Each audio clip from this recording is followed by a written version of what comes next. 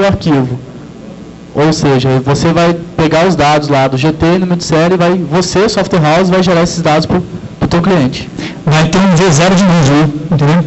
Ou seja, você vai saber se ele está fazendo alguma coisa de errado ou não no sistema, entendeu? Por exemplo, o GT está inconsistente aqui. Por quê? Você sabe que alguma coisa está tentando mudar no sistema dele. Então, a tua pergunta é boa. Não sei se todo mundo entendeu. Porque para reconstruir, para ter a possibilidade de reconstruir o GT, você tem que comprar os dados lá do CRZ, CRO e da última Z, certo? E a pergunta dele foi para a ciência técnica, mas o cara já fez a Z. Então também não bate com aquela Z que eu tenho lá. Ok? E aí você tem aí o cara vai ter que ligar para a software house, você vai ter que receber um chamado disso, né? E você vai criar o arquivo criptografado de novo do zero acessível ao usuário para trabalhar. Mas passou para o teu conhecimento, você como software house está ciente e conivente que ele teve que fazer aquilo. Não? Agora uma coisa interessante é assim, que eu costumo dizer em CISA, assim, vamos sempre deixar rastro, né? Sempre deixar rastro. Por exemplo, tem uma software house que eu troquei ideia, que eles estão chegando até a fazer livro de ocorrência. Tá bom, você está com isso? Então tá, é o seguinte, vou colocar uma ocorrência aqui no banco de dados, vai para o teu banco de dados, vai para o meu banco de dados, vai para o meu livro digital de ocorrência, que isso aconteceu, cara, e a tal data, a tal hora eu falei com você, teu CPF é esse, faz tanto tempo que você não é a nossa, e está aqui, você pediu isso. Não? Então é interessante sempre tá deixando isso. Isso tá não pode não, é só uma dica, tá? Diga lá.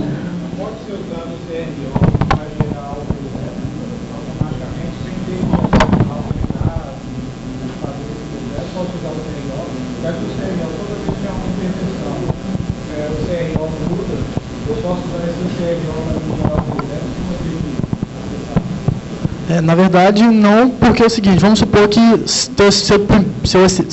você ganhou um cliente novo, você vai ter que gerar para ele o primeiro registro. Ou seja, simplesmente se você colocasse uma impressora lá, então ela iria rodar, você concorda? Então, na verdade, não pode acontecer isso. Você tem que cadastrar essa nova impressora. Ou seja, você vai gerar o arquivo criptografado para ele e falar, com essa impressora agora, com esse GT, pode funcionar. Para...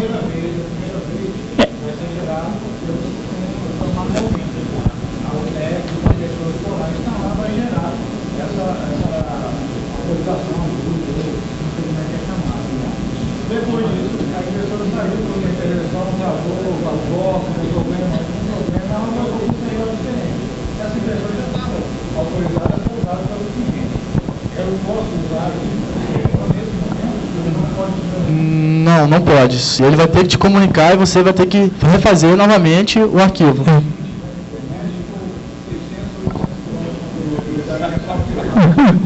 Você coloca a pessoa no nome do jegue e não vai falar para ele. Mas, deixa eu ver se eu consigo entender bem a tua pergunta aí. Nós temos 3V0, beleza?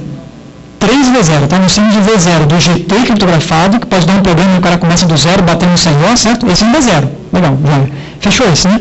Nós temos um outro V0 que é o número de série, deu um problema na máquina, veio uma máquina nova, você inclui no seu arquivinho, começa a criptografia do zero e tal. Se nenhum desses for verdadeiro, o cara tem que ligar para a software house e você começa o V0. Mas a Z, eu estou entendendo, você não dá uma consciência de errado, a Z, em algum momento ele vai ter que pegar esse CRO e guardar também, né? Porque ele vai ter que fazer uma comparação. Então, se a máquina voltou da assistência técnica, ele fala assim, poxa, a máquina voltou com um CRO totalmente diferente, eu vou ter que reconstruir tudo, o CRO, o GT, o número de série, certo? Correto. Isso aí faz, né? Sim. O que ele pode fazer é de forma usual, né? Chegou na máquina nova, já inicia, certo? Andar direto. Perfeito. Legal. Tá bom? Diga lá, doutor. Mestre, diga. Tá. Deu um problema no banco de dados, né? Uma pergunta boa. Deu um problema no banco de dados. Primeiro, que você vai mandar embora, né? Então, depois que você demitir a pessoa que não conseguiu manter o banco de dados consistente, você vai ter que solucionar isso. Você fala que no seu banco de dados está os números de séries, é isso? Que na verdade o número de série tem que estar nos arquivos, né, Denis? Na verdade, pode até conter o número de série no banco de dados. Então, quando for fazer a comparação no teu programa lá, se o número de série que está na impressora é o mesmo que está no teu arquivo auxiliar, você não vai esquecer o banco de dados, entendeu? Tem que ser com o arquivo, pode ser um .ini, um TXT, depende de... Claro. Aí eu acho que entra na questão de instalar uma versão nova de software, como o cara estivesse instalando um PDV do zero, né, entendeu? né? Vai ter que reconstruir, mas sempre desse rastro, né? De que isso aconteceu, um chamado técnico, uma abertura técnica, isso aí é importantíssimo. Não tem laudo melhor do que o laudo de intervenção técnica da impressora fiscal, no que a gente prova, né? Fala aqui, não, deu um problema com a impressora, cara, eu tive que fazer meus V0s outra vez, tá? Quando não tiver o modo técnico da impressorinha, sei lá, pega algum modo técnico no momento de alguma coisa do computador, HD ou alguma outra coisa assim, né? Diga lá. Tem uma pergunta aí também, deixa eu ver, tá?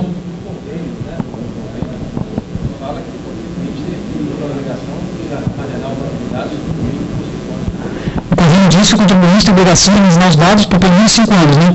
É que lá ele fala que é um período fiscal aquisitivo, né? Isso, e depende de cada unidade federada também. Geralmente é 5 anos, que é o mesmo período de imposto de renda, né? Que é meio que o universal esse período, né? Isso, que é o prazo decadencial, né? Legal? Diga lá, doutor.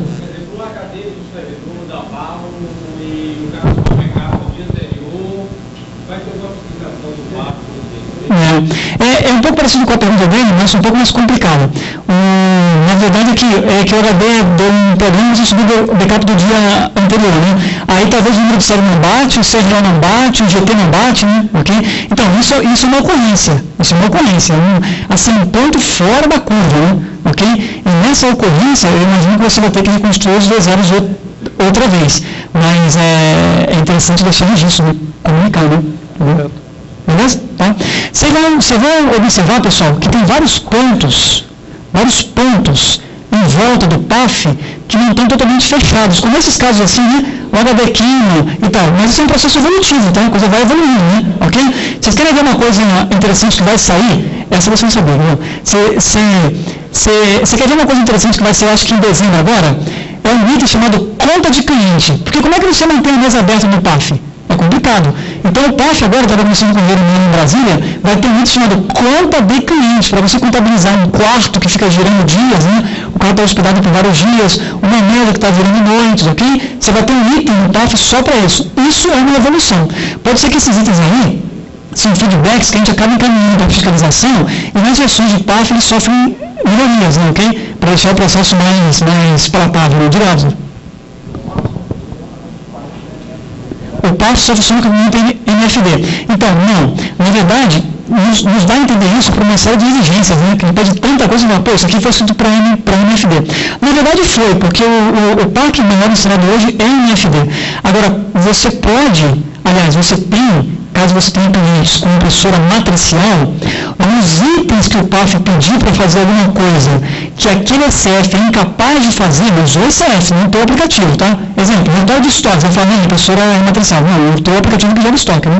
Então, aqueles itens que o ECF é incapaz de fazer, incapaz de soltar, por exemplo, número de série da MFD. Pô, essa impressora não tem MFD, né?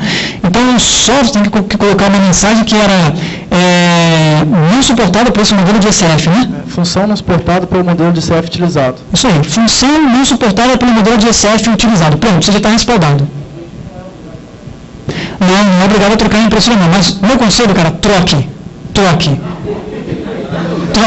Não, na boa, troque. Se puder trocar por herói, melhor ainda. O pessoal tem um negócio de troca ali, você tem impressora, mas ele mostra uma bicicleta, ele pega uma MFD nova.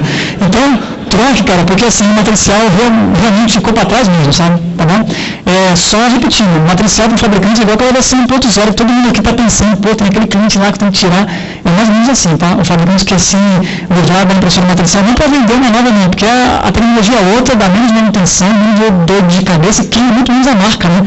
Ok? Por ser um ICF matricial, beleza? Já é. Vamos evoluir então? Vamos falar de 2 itens polêmicos aqui, vamos sentar não, que você vai ter que me dar uma ajuda aqui. Pessoal, pré-venda e DAV, ok? Vamos falar rapidamente de pré-venda e DAV, ok?